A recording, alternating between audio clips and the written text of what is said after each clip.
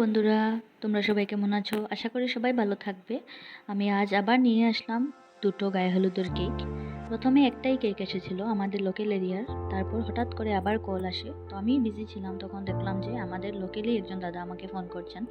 তারপর রিসিভ করলাম, তো দেখলাম যে সেম ওটাই গায়ে হলুদেরই কেক নাই করে দিয়েছিলাম। তারপর বললো যে না তুমি দাও প্লিজ, রিকোয়েস্ট করলো। আর আমার রিপিট কাস্টমার উনারই এক ফ্রেন্ড আমার, উনি সাজেস্ট করেছিলেন। তারপর আর কি দুটোটাই কেক আমি ভাবলাম যে আলাদা আলাদা করে আর শেয়ার করব না তোমাদের সাথে, একসাথেই কেকটা শেয়ার করে দেব।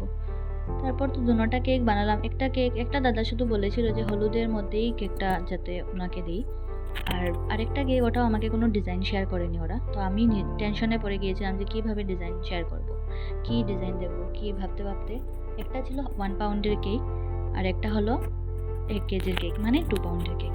তারপর তো কোনো রকম করে দুটোটা কেকই রেডি করলাম।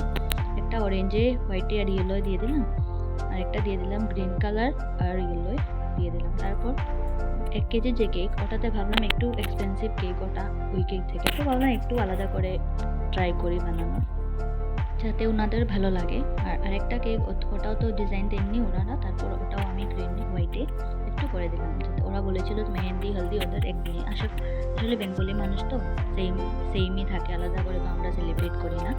তারপর ওটাই যাই হোক, এর মধ্যে কারেন্টও চলে যায়, ঘরের ভেতরে আমি দেখতে পাচ্ছিলাম না, মানে ইনভার্টারের অনেক জিনিস ইউজ করা যায় না, ইলেকট্রিক বিটারও আমরা ইনভার্টারে ইউজ করতে পারি না। তারপর বাইরে এসে একটু জায়গায় ডেকোরেশন করতে না করতে আবার কারেন্ট চলে আসে। তারপর আবার ভেতরে আসলাম, এসে আমরা কেক আবার বানালাম। তার মধ্যে একটা হয়েছিল শুভ অধিবাস লিখতে শুভ আশীর্বাদ লিখে দিয়েছিলাম। তারপর তো ওটা আবার খারাপ হয়ে গেছিলো, তখন উঠিয়ে আবার নতুন করে ওটাকে বানিয়ে তারপর যাই হোক শুভ অধিবাসী লিখে দুটোটা কেক কমপ্লিট করলাম। একটাতে ছিল শুভ গায়ে হলুদ। আজ এখানেই শেষ। ভিডিওটি ভালো লাগলে লাইক, শেয়ার অ্যান্ড সাবস্ক্রাইব করবেন, কমেন্টে জানাবেন কেমন লেগেছে আপনাদের কেকটা। Thank you.